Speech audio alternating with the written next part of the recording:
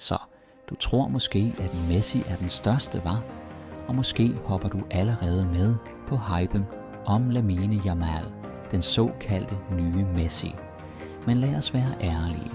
Når det handler om ægte storhed, er der kun ét navn, der virkelig står ud. Cristiano Ronaldo.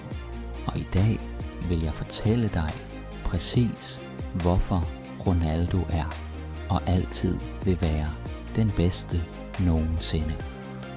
Lad os starte med de kolde fakta. Tallene. Ronaldo har scoret over 850 mål i sin karriere. Det er ikke en trykfejl. 850. På tværs af alle de store europæiske ligaer. Og lad os ikke engang begynde på Champions League-aftenerne. Over 104 mål i Europas sværeste turnering. Messis tal. Selvfølgelig er de vilde, men her er forskellen. Messi har spillet det meste af sin karriere i det samme hold, mens Ronaldo har erobret England, Spanien, Italien og selvfølgelig også det portugisiske landshold. Han er som en gladiator, der altid forlader arenaen med kronen på hovedet.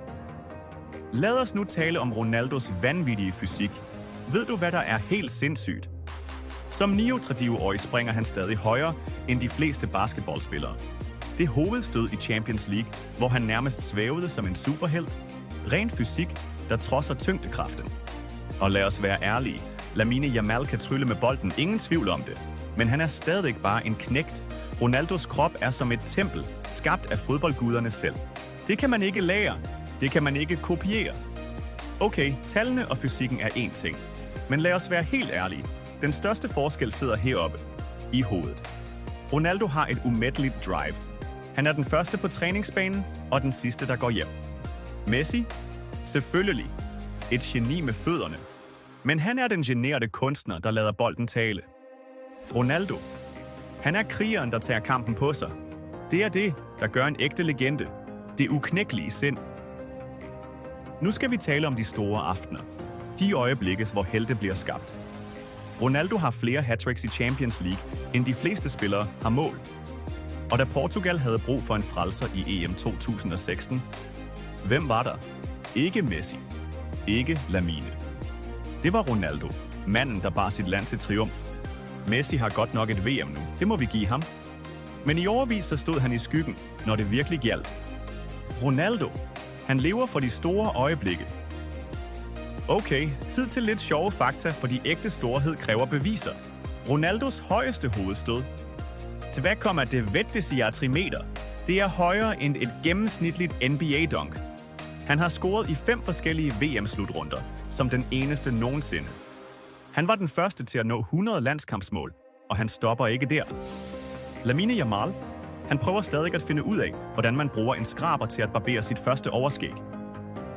Lad os snakke lidt om fremtiden. Alle elsker en ny vidunderdreng. Lamine Yamal har vanvittige evner. Det kan ingen benægte. Men helt ærligt, lad os ikke allerede udråbe ham til den næste GOAT. Fodbold har set tusindvis af vidunderbørn komme og gå. Det Ronaldo har gjort, det er ikke kun talent. Det er årtier med stabilitet. Det er at omskrive reglerne for, hvad en atlet kan opnå. Og derfor er han standarden, målestokken, blodtrykket for det moderne spil. Lad os slutte af. Ronaldo er ikke bare en spiller. Han er symbolet på, hvad der er muligt, når du kombinerer rå talent, vanvittig arbejdsmoral og et sind, der nægter at give op. Messi-fans? Respekt. Han er en troldmand. Men der er noget råt og ubenhørligt over Ronaldo. Han spiller ikke for at være smuk. Han spiller for at vinde. Og det var præcis det, vi så i går. Igen. Og Lamine Yamal? Lad ham lære. Lad ham vokse. Men lad os ikke lade som om, han nogensinde kommer til at røre den trone, som Ronaldo har bygget. For ægte storhed, den forsvinder aldrig. Den bliver stærkere med hvert eneste spark. Og det er derfor, Cristiano Ronaldo altid vil være den største fodboldspiller nogensinde. Så der har du det. Cristiano Ronaldo, kongen. Målestokken for fodboldstorhed. Viva Ronaldo. Viva Portugal.